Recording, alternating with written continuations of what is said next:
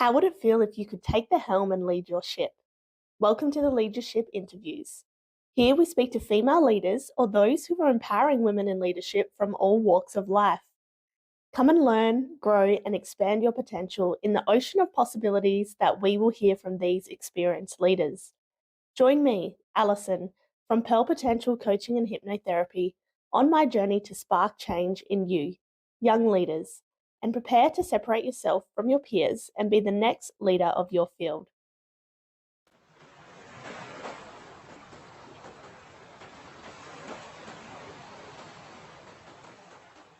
Hi everyone, my name is Alison from Pearl Potential Coaching and Hypnotherapy, and I'm so excited to bring you today's interview with Sarah Sullivan.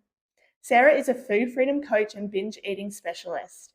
And in today's interview, she takes us on her journey of overcoming binge eating disorder, as well as to now where she runs her own business to help other people overcome the same eating disorder and other poor relationships with food. Sarah talks about the concept of comparison being the thief of joy. And it's really interesting to hear her perspective on that, how you can often compare yourself to others when setting a goal or working through something. She talks about overcoming imposter syndrome, as well as having intention and purpose in your life. It's really, really cool to hear her insights, very educational session, and all things that we can include in our journey as leaders as well. I hope you enjoy it. If you are someone that's living with an eating disorder or has had experience with an eating disorder or still recovering, please visit the Butterfly Foundation for further resources and links on how to get help. You can also follow at thats.sarahsullivan on Instagram for further information, resources, and support.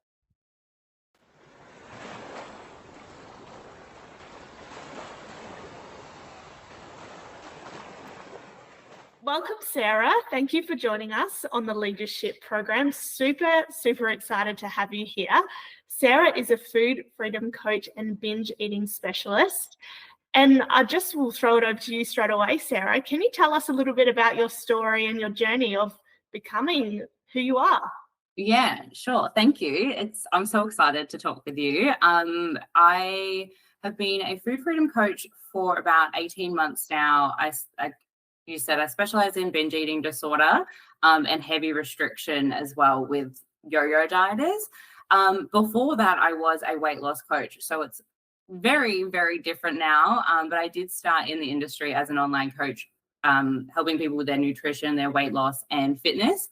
I'm a personal trainer. I'm a nutrition coach. I'm a hypnotherapist. I'm qualified in NLP and timeline therapy and all of the things. But initially, I started with weight loss, and I did that for around 18 months as well. And I was very successful with my clients as being a weight loss coach. And I was basically booked out all the time, and I could get everybody really amazing results.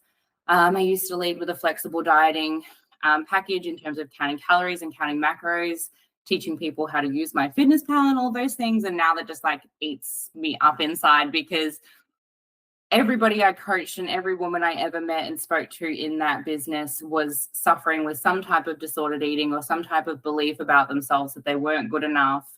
And that's why they wanted to lose weight. They had a bad relationship with food, that they felt they needed to restrict themselves or eat less and exercise more. And that the need to be smaller was driven by so much more than just wanting to be healthier. And I was noticing that more and more, that it wasn't their food that they needed help with or their exercise that they needed help with. It was their mindset that they needed help with. And I didn't want to be the coach anymore that was encouraging those types of behaviors, that we should be dieting all the time and we should be making ourselves smaller all the time, especially when it's leading down the disordered eating path. And the reason why I could recognize that so deeply, and that these women needed more help than just weight loss, is because that's my own journey as well. So for a really long time through my 20s, I myself suffered with binge eating disorder for about 6 years. And then on top of that, and then after I was cured from my binge eating disorder, I had an obsession with dieting and losing weight. And I just made that basically my business, an obsession with dieting and weight loss. And then after I was starting to heal that within myself, I noticed that I was part of that problem in making that worse in the online space. And all my clients were showing the same signs as I was. And I just basically couldn't make money off that anymore. Mm. It's such a fascinating journey that you've been on, and I'm sure that so many people can relate to that as well. I'm just curious, like often, in society, we sort of say, oh, I'm binging Netflix, or, even I'm probably guilty of saying, oh, I'm going to have a chocolate binge or something like that, or I've been binging on the weekend. So what sort of separates actual binge eating disorder from people just sort of saying, oh, I've had a binge lately or things like that? Yeah, so you're 100% correct. There are so many girls that come to me and they're like, "Oh, I'm a binge eater," and there are definitely two different things. So we look at the spectrum of people with disordered eating and people with an eating disorder. So I'll just go with the eating disorder description first. So an eating disorder is actual binge eating disorder. So what that means is that you're kind of having episodes of overeating where you can't control yourself even if you tried.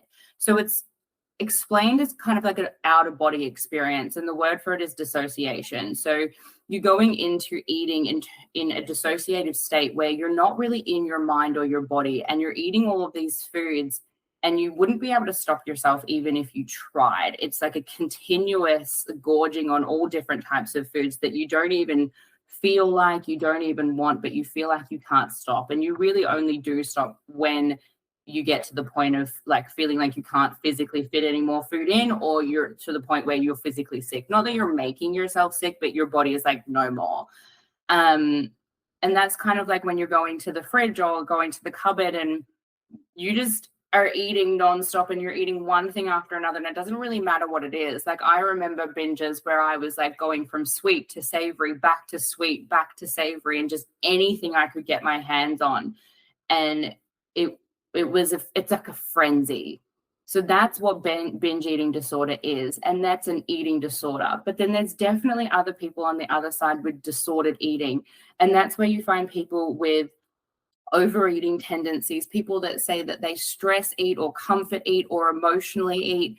Those are disordered eating patterns, and that's definitely still something that you can look at and work on in terms of food freedom. But labeling yourself as a binge eater is probably a label that you don't want to give yourself, because it's completely different. So when we're eating to help with our emotions or our stress, we're eating to cope. And so you have to look at it from a different point of view in terms of the root cause of, well, why are you emotional? Why are you stressed? Why do you need comfort? And how can we get that in your life that is not from just food alone? And then also, if you've been a restrictive dieter for a really long time, that's when you'll be an overeater as well, because the body is trying to make up for the restriction that you've placed it under. And there can be some blurred lines with disordered eating and eating disorders, but you tend to have a lot more control over being an overeater. You could stop if you wanted to. There's so many, I was reading on the Butterfly Foundation, there's so many different types of eating disorders, and you've already mentioned a few there. So I was also interested when I was reading about it that binge eating disorder was contributing to 47% of eating disorders, which is a massive amount. And they also said that that might even not be reflective of the true amount, because lots of people tend to hide this particular disorder. So do you have comments around that? Like, how do people escape that hiding and also like get a specific maybe diagnosis of that? Yeah, so you're 100% correct. Binge eating disorder is the most common eating disorder. And it's crazy because nobody really talks about it as much as it needs to be spoken about. I think anorexia these days is only 3% of people who have eating disorders, but that's the most common one, right? And it's amazing that not many people are suffering from anorexia anymore, but it means that the shift in terms of people dealing with eating disorders needs to change in who we're speaking to and why we're speaking to them. Because binge eating disorder is very, very quickly taking on. It's still very taboo, and sounds quite harsh, but in terms of my experience with it, because anorexia and bulimia are so mainstream, I decided that I wasn't sick enough to get help. So I actually shamed myself a lot when I was going through binge eating disorder, because I would look at people that had anorexia and wish I had their willpower to not eat. So there was that comparison. And then you look at the other spectrum of bulimia, and you, as a binge eater, don't make yourself physically sick. So you automatically put people with bulimia in a category that are suffering more than you. So who are you to get help for that? Because there are other people who can control their food and you can't, or are sicker than you because they're making themselves physically sick. And in the media, those two are the most pronounced. Unfortunately, binge eating is just not spoken enough or explained enough in an eating disorder realm or world. And you're 100% correct. That number, I would guess, would be at least 3 times higher if people were actually diagnosed, because the women that I work with aren't diagnosed with binge eating disorder, but they definitely have it. I wasn't ever clinically diagnosed with binge eating disorder, but that's just because I never put my hand up in a GP's office and said, there's something wrong with me. But I know that I had it. And it's just, it needs to be spoken about more. It needs to be understood more. And I think that, unfortunately, one of the biggest go-to responses when somebody reaches out and says, I have a problem controlling my food and I tend to binge, is that somebody will just turn around and say, why can't you just stop? And you're not physically capable of stopping until you start doing the healing work. And it's shameful. It's a really shameful one to have, and it shouldn't be, but that's how you feel when you're going through it. Yeah, look, all those things that you've just touched on is really fascinating just to listen to. And now even me having more awareness of it just from the things that you're saying. And I kind of thought as you're talking then, like, I wonder what, general practitioners and things know about binge eating disorder itself, because like you said, we often sort of think about bulimia and anorexia as being the ones that we hear about most, even though binge eating disorder is the most prominent. Do you know much about, what kind of training goes in for medical practitioners to diagnose these kind of disorders? There's certainly obviously a big gap that could be filled there, though. Definitely a very, very big gap that could be filled, and a lot more education in school, a lot more education in like young adolescents, male and female, definitely. I have a big want and need and push for the weight loss community and world in terms of people who are allowed to charge for weight loss programs to be regulated. I think that is 100% necessary. You'd be shocked at the statistic of how many people who are charging for weight loss programs actually have disordered eating themselves.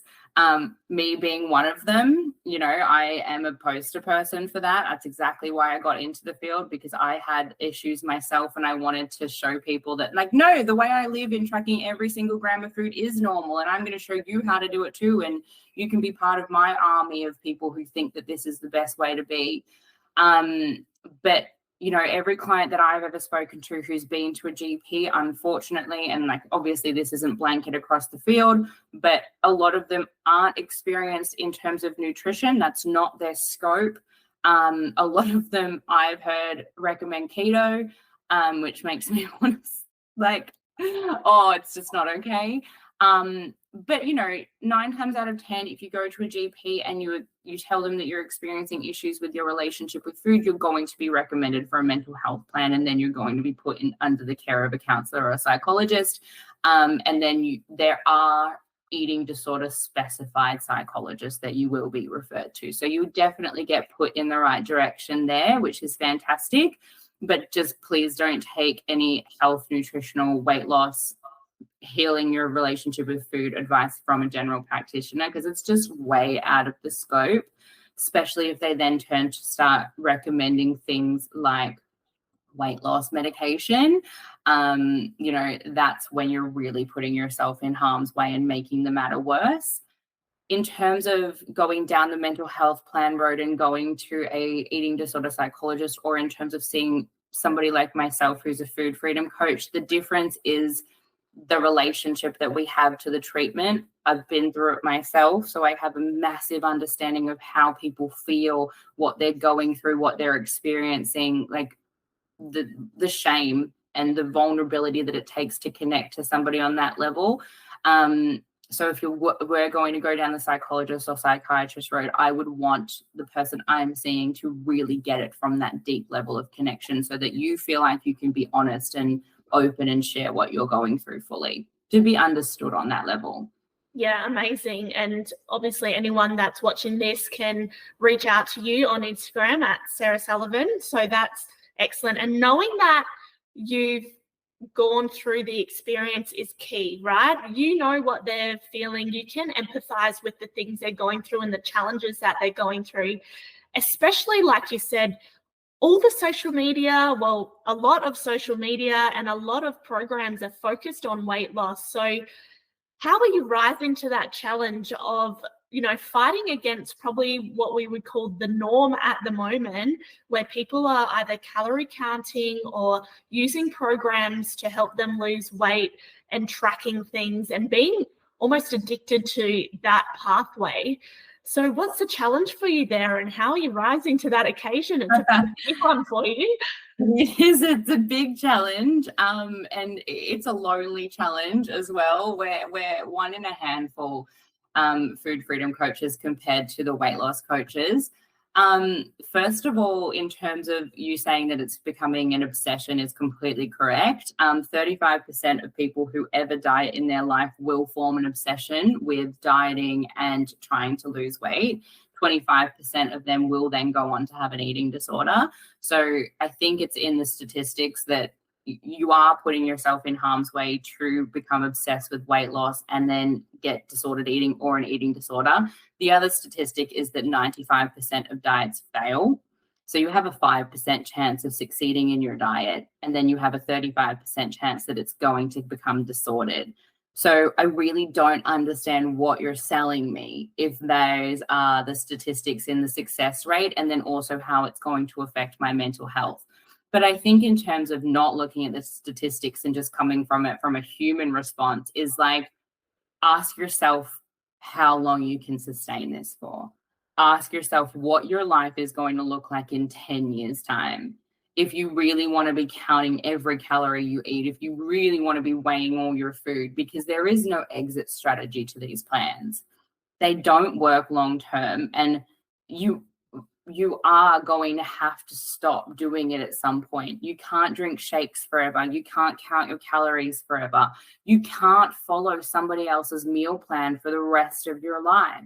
So you have to start learning how to live naturally, freely, in a balanced way that's not following a diet. Otherwise, it's just going to be one after the other forever. And that is what I would love people who are in that current cycle to look at. Like, what next? And is that going to be the thing that works when nothing else has worked before? Because if it was going to work, it would have already. Totally. And just hearing you talk about it, when you talk about, counting, following this plan, doing this, and I'm kind of like, oh, that sounds pretty exhausting to me. And then now you're talking about food freedom, like unleash your a whole new life for yourself. That sounds really sort of empowering to me, just listening to it. Yeah, there's a huge difference. Like, even just for myself, I spent 10 years weighing all my food, counting all my calories, inputting it into an app, planning my whole day, what I was going to eat, when I was going to eat it, how much of it I was going to eat. And then if somebody invited me out for dinner, I would have an actual anxiety attack and pick a fight with my boyfriend so I didn't have to go. And now it's like, I don't know what we're having for dinner tonight. I don't know if there's any food in the house. I'm probably going to go have a hot crust bun after this, and it's going to be fantastic. And like, I don't have any thoughts or fixations about my food and body just taking up all of my mental energy and capacity. And I have so much more energy and mental capacity for just living my life. It's not dictated around food.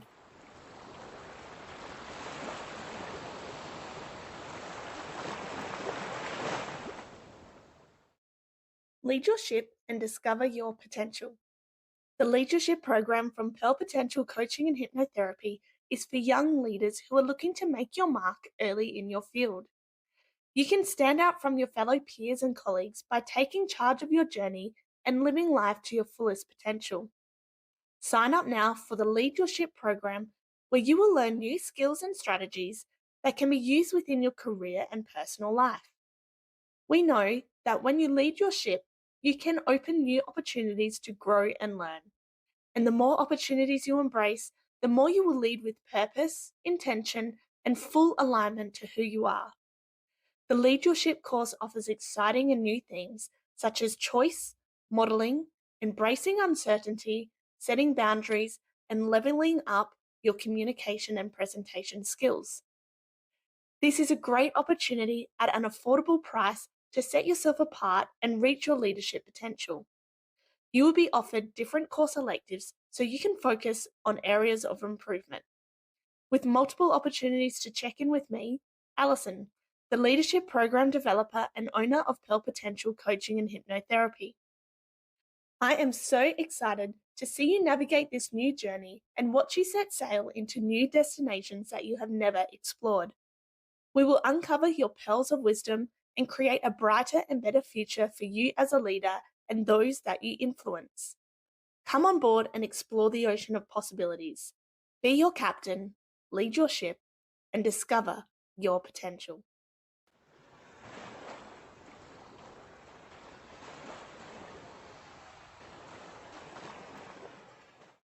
If you are someone that's living with an eating disorder or has had experience with an eating disorder or still recovering, please visit the Butterfly Foundation for further resources and links on how to get help.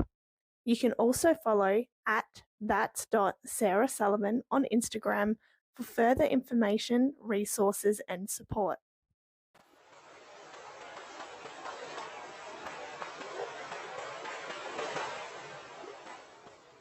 So in terms of, people going through this change process, it's obviously a massive change, and you obviously have experienced that yourself. So if people were going to start this journey and you face so many sort of fears to overcome what you did to get to this point, one of the biggest fears probably around understanding you're going to maybe change weights or sizes. How did you overcome that fear and the other fears that you faced along your journey? And how can that, what's your message around that for people that want to sort of start fixing and healing themselves? Yeah, like that's a loaded question. That's a big question. That's a big one for you. Sorry. No, because you're 100% correct. Because the biggest barrier we face in terms of encouraging women and men as well to stop dieting is their fear of weight gain. My favorite question when somebody tells me that they need to lose weight is to ask them why. Why do you need to lose weight? And if they say because they want to be healthier, well, great. Let's look at all of the other ways that you could be healthier. Are you drinking enough water? Are you sleeping enough? Are you eating fruits and vegetables? Are you moving your body? Are you working on stress relief?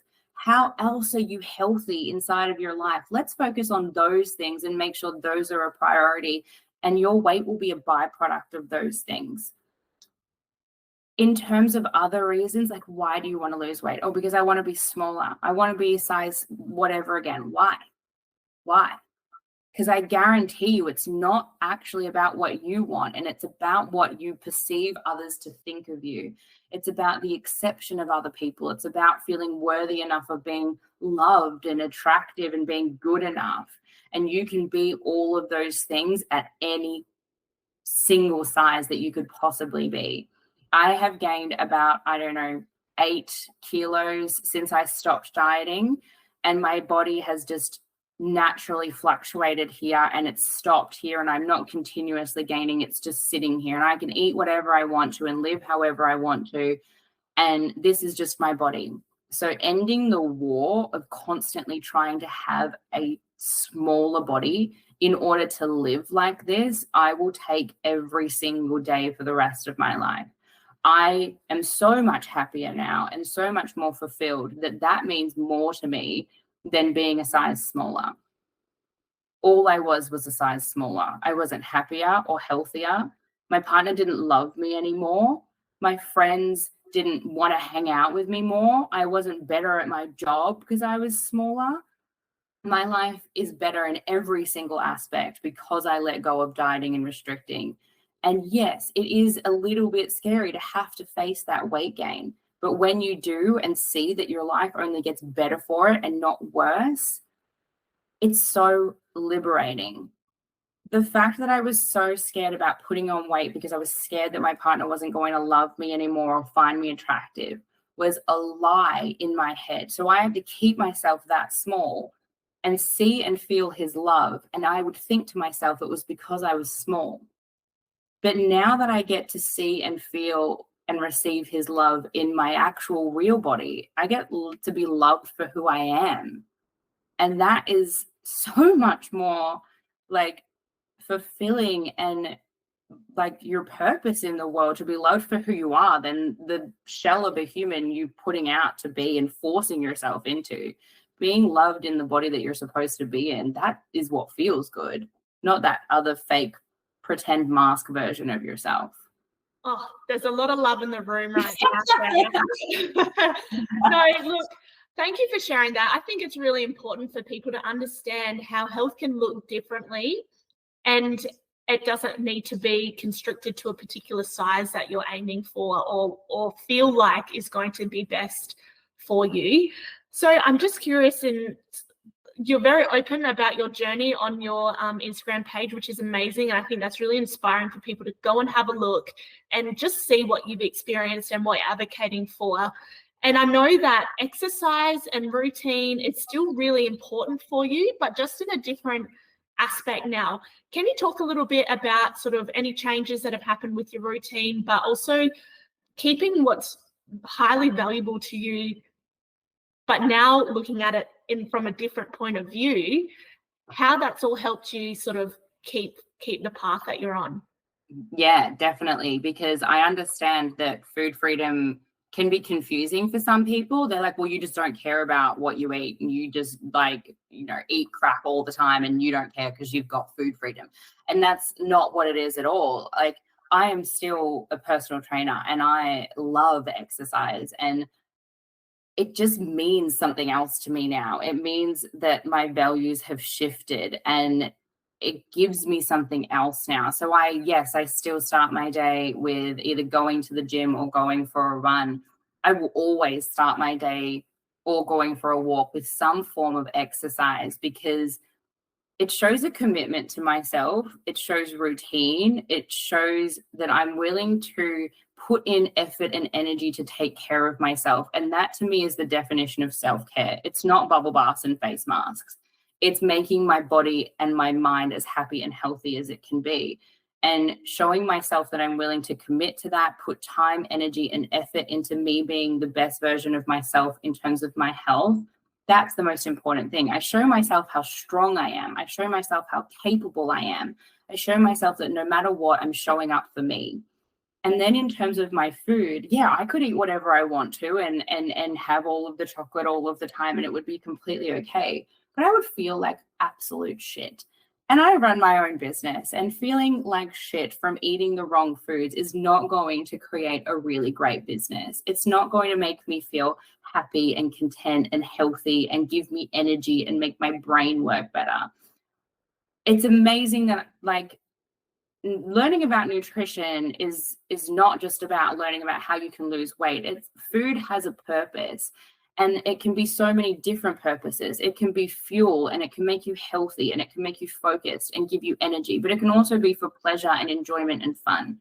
And so it's about figuring out that balance between all of them and feeding yourself for health, not only physically, but mentally and emotionally as well. So that's how my relationship to that has shifted. And I make sure that with every meal, it serves a purpose of health for one of those three things. And finding the balance of what you need to prioritize on any given day, given your circumstances.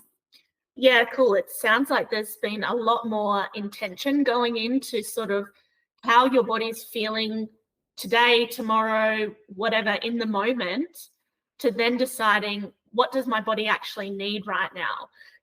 Does it need a little bit of sugar? Or Yes. does it actually just need more fruits and vegetables, and how can I give it what it needs rather than sort of just giving it what I think it wants and needs and shifting that mindset around it? Absolutely, 100%. Instead of looking at your food and exercise as purely a way to burn calories and eat less calories, it's been how does this make me feel? What will this give me? What purpose does this have? And what do I want? And I'm not I love intuitive eating, but intuitive eating has never been my thing. But the part that I take from intuitive eating is that it's your intuition.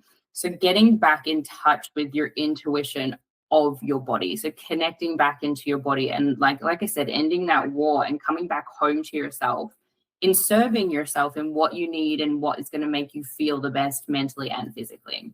Yeah, and you use hypnotherapy on your journey to really help heal you. So just sort of tell us a little bit more about hypnotherapy and how it helped you bring yourself back into your body and having that connection. Yeah, well, hypnotherapy saved my life, and it was the most powerful, transformative thing I have ever done. I'm so thankful for that 27-year-old version of me who was basically ready to give up and had no other option in terms of her binging and just went, I'm going to go get hypnotized and try it because why not? I was binging for 6 years nonstop every single weekend without fail. I kept it secret from everybody in my life for 6 years until I decided to get hypnotherapy. So this wasn't just some little binge that was happening when I wanted chocolate or hormonal. It was controlling my entire life, and it was full-blown binge eating disorder. And one day I was like, I want to be happy again, and I want to have control, and I want to live my life, and I want this to not be my story anymore. So I just looked up hypnotherapy, and I actually only had to have 2 sessions of hypnosis, and I have never binged ever again since. After I did the hypnotherapy, there was a lot of mindset work that I needed to do in terms of understanding my relationship with food and why I was binging. And also the mindset work was what I used to stop restrictive dieting. But the hypnotherapy was the game changer. And then that once I wasn't binging, that catapulted the career in weight loss. And then obviously you heard about how I transitioned from there. When I started helping people with binging and being a food freedom coach, and after my eating disorder qualification, I was sitting with it for about 6 months, and I was like, if hypnotherapy changed my life that much and stopped this horrible disorder for me instantly within 2 sessions, why aren't I doing this for my clients? And I heard it explained once before, and I was like, that was what was keeping me back from doing it myself. And it was because I pedestaled my hypnotherapist so highly that I was like, he must be a miracle worker. He's magic. Like that just must be some voodoo stuff going on that I could never possibly do because he saved my life. And then I was like, well, hang on, if he can do it, I can do it. There's nothing stopping me. And then so I was like, no.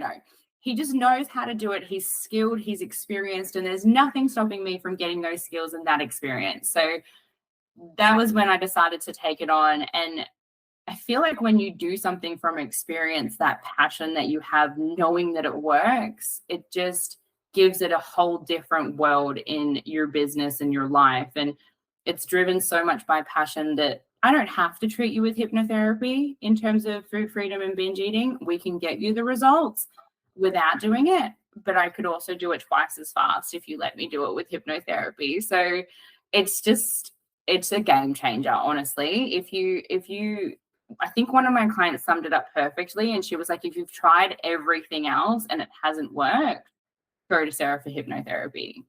Yeah, totally. Such a powerful tool. And we'll give a little shout out to Evolve and Relaunch. Yes, definitely. We did our hypnotherapy training through and we both loved it. But I'm just so that people understand a little bit more.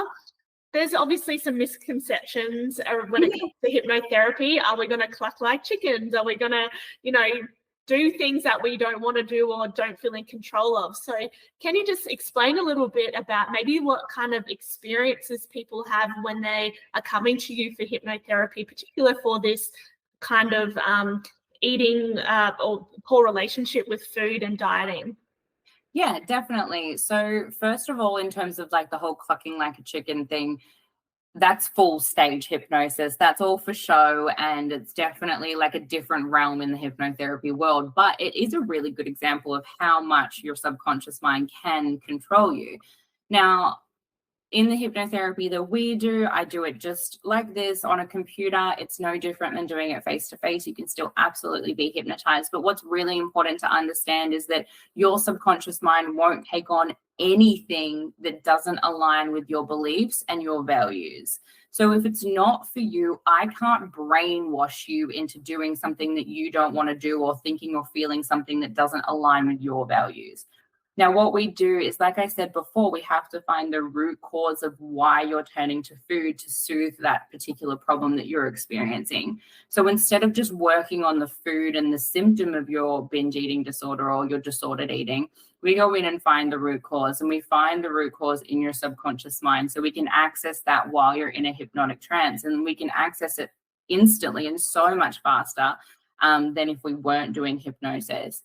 And basically we get access to all of these tens of thousands of thoughts that are running under the surface in your mind that cause these behaviors and these actions that you're doing.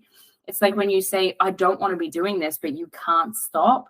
It's because there's a program in your subconscious mind that's causing you to do those things that you wish you weren't. So we go in, access that program, find that root cause, do all of the mindset work within the subconscious instead of the conscious that will help wipe that program clean for you. And so you can move forward without even realizing it was ever there. That's incredible. And I think that people don't truly know the power of it until they try it. So, there's obviously different ways that people could maybe experience it or even just chat to you a little bit about it before they sort of dive right into the deep end with you. I'm sure that, I know that you're open to speaking to people about it as well to see if it will help them. But obviously lots of other skills that you bring into your sessions with clients too. Yeah, definitely. And I think the most important thing, and the thing that's shocked a lot of my clients after having a hypnotherapy session, is how conscious they actually are, that we're having a conversation. They're talking to me, I'm talking to them, but I'm just accessing their subconscious mind, and that's where the conversation is coming from. They're still completely coherent. They're not unconscious. They're not asleep. They are just as much involved as I'm involved in the process, and that makes them feel a lot better about it, because a lot of people go in thinking that they're going to be like unconscious and they're not going to be like in control of their responses and actions and behaviors, and that's just not true at all. But yeah, it's a totally different approach, and I'd like to take the food freedom coaching from two different aspects. So I love incorporating the mindset work, but also the work that you need to do as well in terms of looking at your relationship with food, mindful eating, intuitive eating, bringing in fear foods, doing food journals, working on your relationship to exercise and movement. We do all of that still as well, but then the hypnotherapy is just that extra little bit that we get into all of the subconscious that I wouldn't be able to access without months of work, and we can do it in one session. So it's coming from two different layers, working deep within the mind, and then what you can action logistically as well.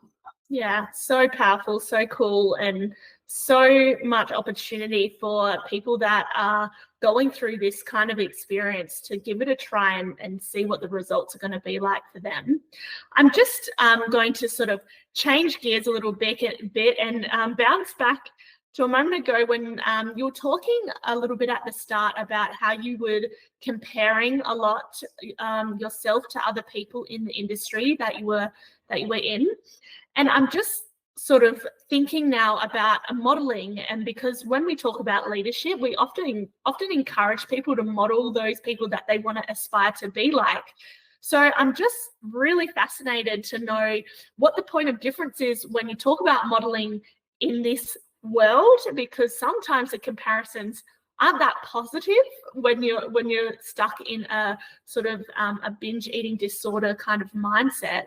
So what are your comments around that modeling, and maybe sort of how you find your independence and sort of trailblaze in this area? Yeah, well, that was difficult. I'm not gonna lie. Especially because I was in that other world and in that other industry, and I, was a big part of it for a certain amount of time.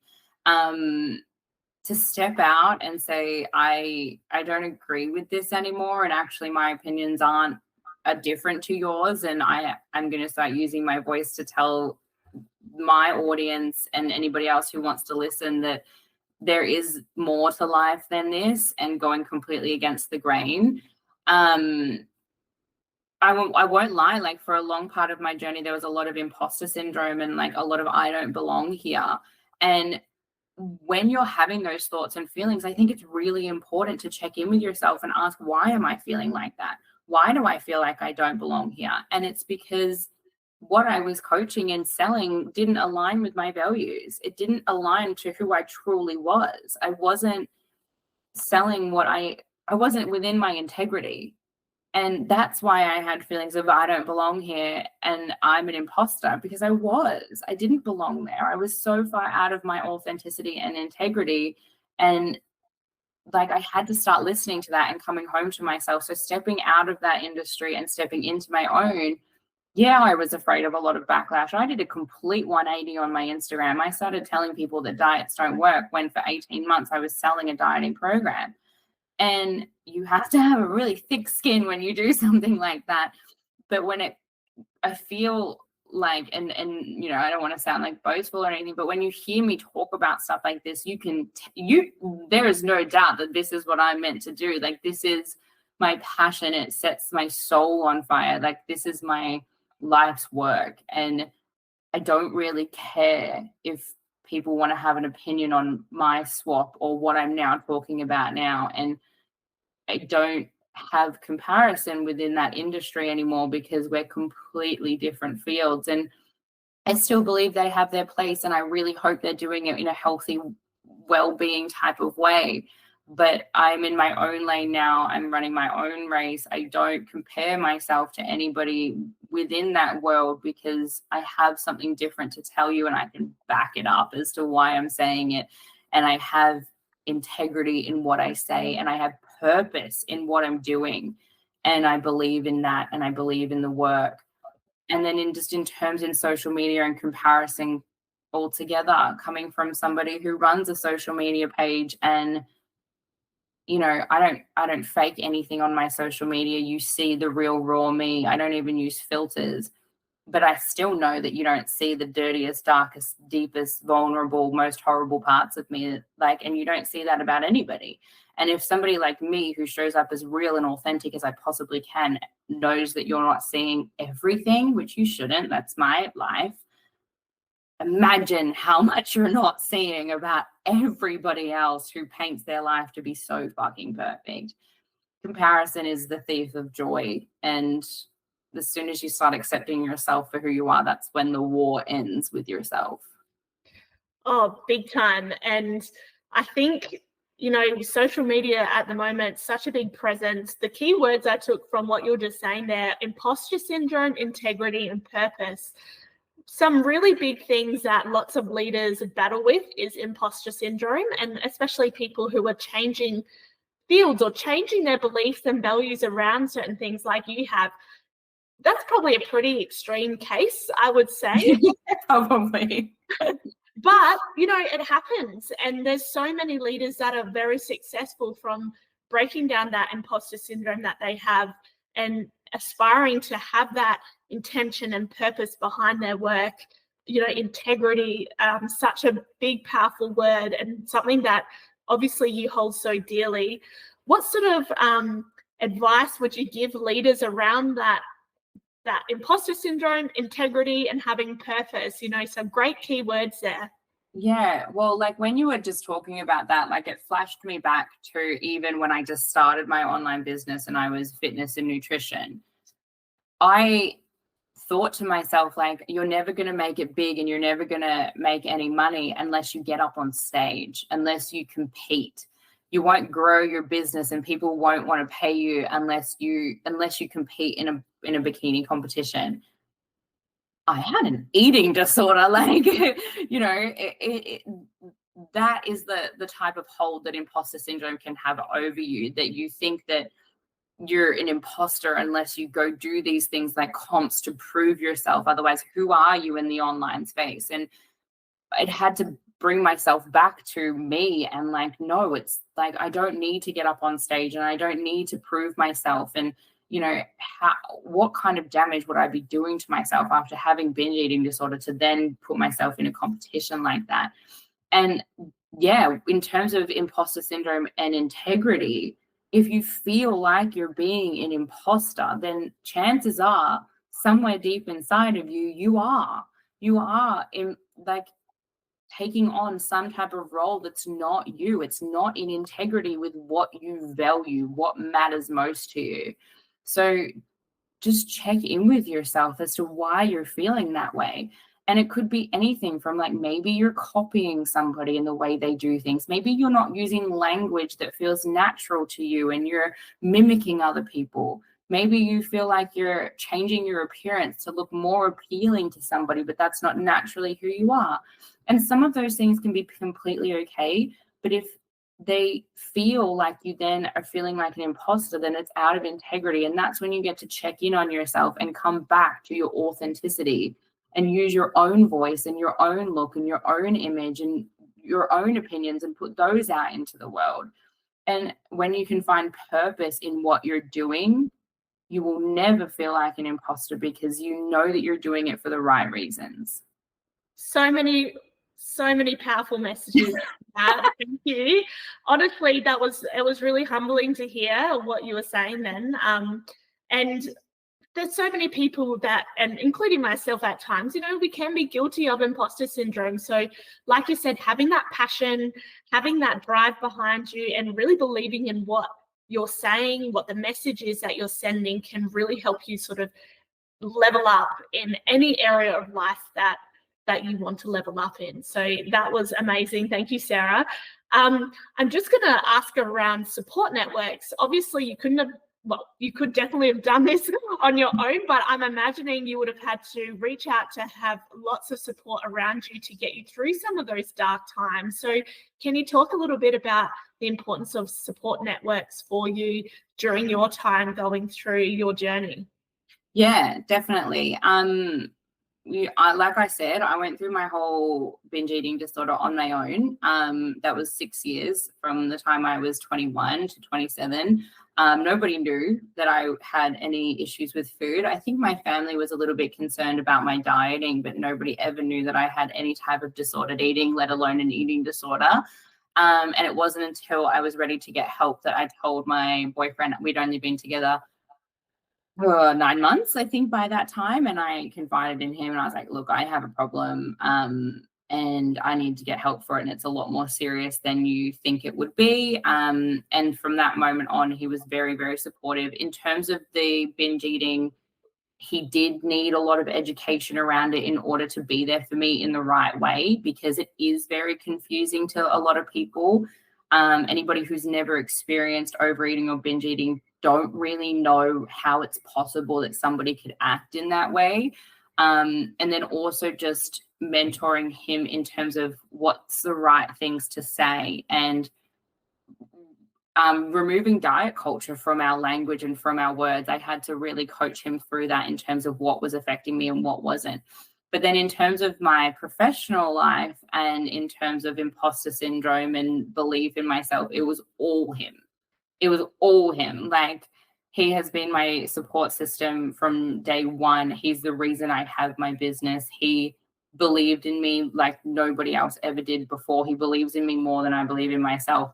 He's out there right now creating ads for my business because I wouldn't know how to do it. And he's been doing it all day for me.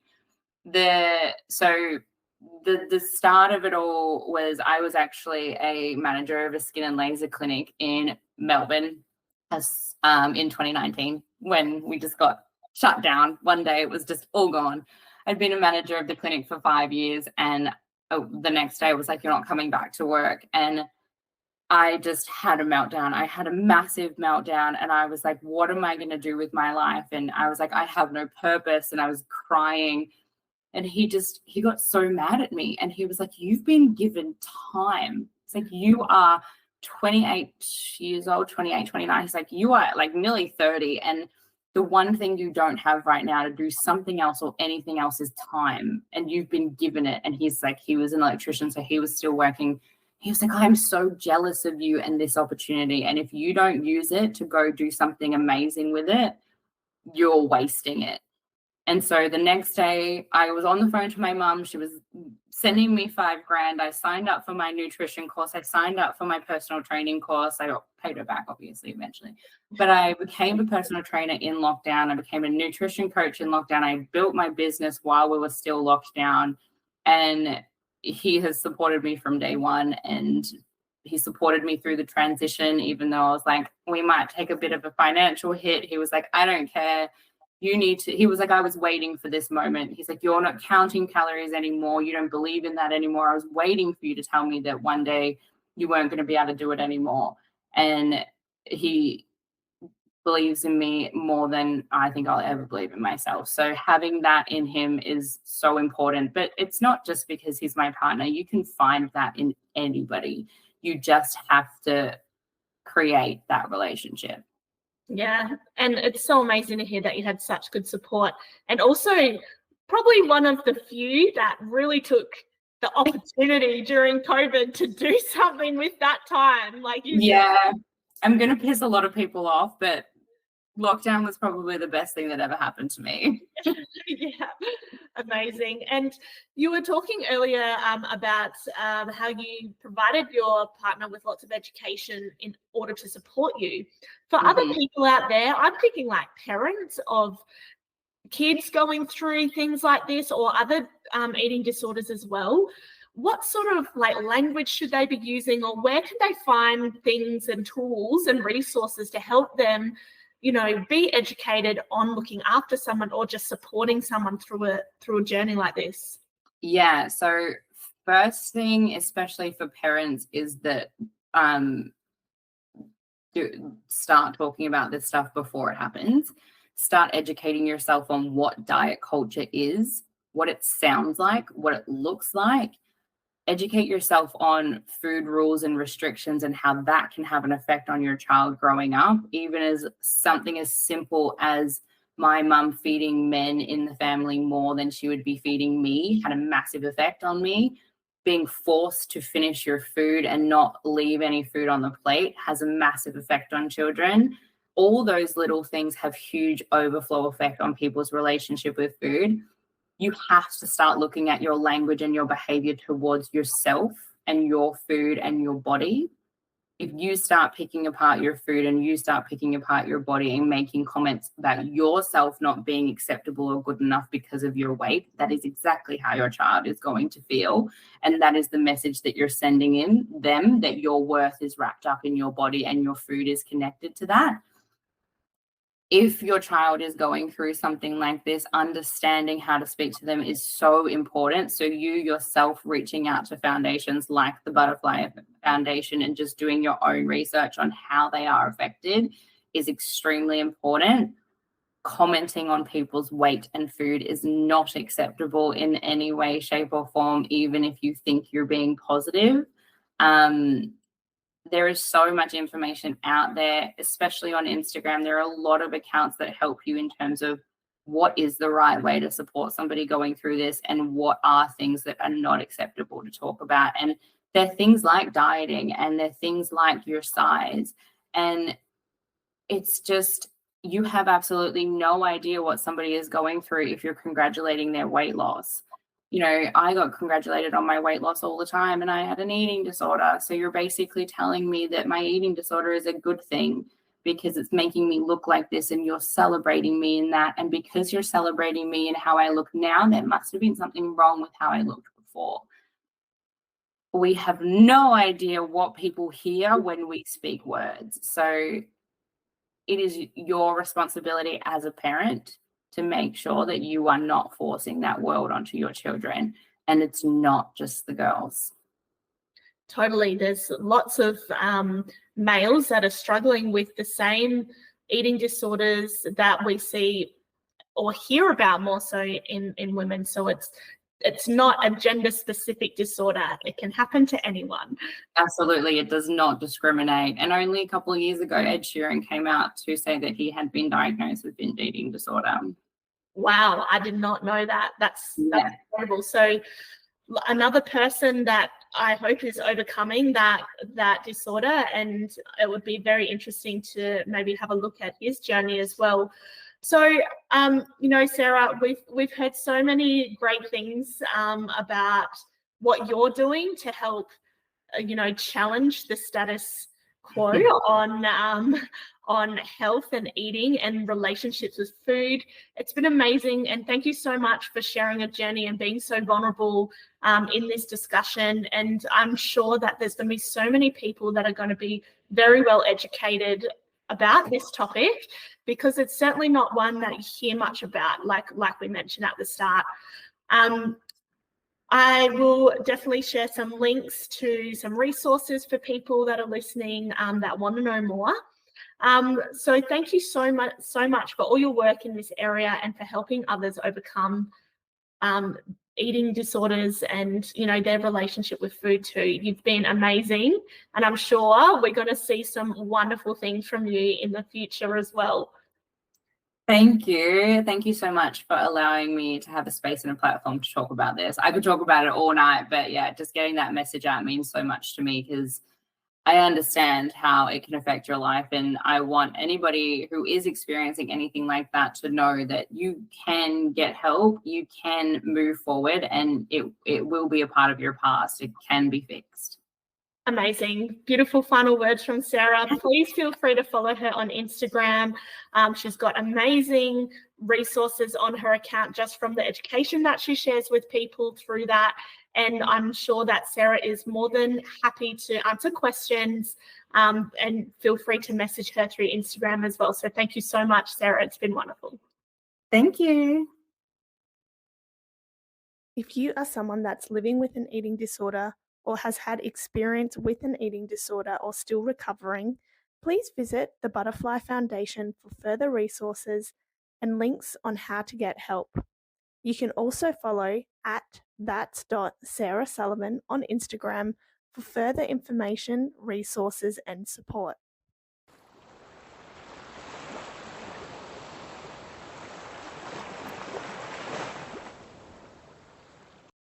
Leadurship and discover your potential. The Leadurship program from Pearl Potential Coaching and Hypnotherapy is for young leaders who are looking to make your mark early in your field. You can stand out from your fellow peers and colleagues by taking charge of your journey and living life to your fullest potential. Sign up now for the Leadurship program, where you will learn new skills and strategies that can be used within your career and personal life. We know that when you lead your ship, you can open new opportunities to grow and learn. And the more opportunities you embrace, the more you will lead with purpose, intention, and full alignment to who you are. The Leadurship course offers exciting and new themes such as choice, modeling, embracing uncertainty, setting boundaries, and leveling up your communication and presentation skills. This is a great opportunity at an affordable price to set yourself apart and reach your leadership potential. You will be offered different course electives so you can focus on areas of improvement. With multiple opportunities to check in with me, Alison, the Leadership Program developer and owner of Pearl Potential Coaching and Hypnotherapy. I am so excited to see you navigate this new journey and watch you set sail into new destinations that you have never explored. We will uncover your pearls of wisdom and create a brighter and better future for you as a leader and those that you influence. Come on board and explore the ocean of possibilities. Be your captain, lead your ship, and discover your potential.